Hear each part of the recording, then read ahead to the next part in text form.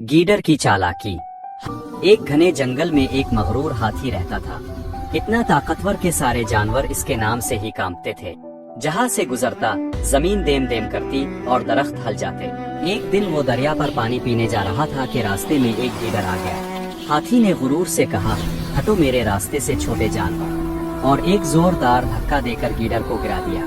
गीडर ने जमीन से उठकर दांत पैसे और बोला, अब तुम्हें बताता हूँ कि अक्ल ताकत पर कैसे भारी पड़ती है। अगले दिन गीडर हाथी के पास आया और बोला, दोस्त, मैंने एक दरख्त देखा है जो शहद से भरा हुआ है।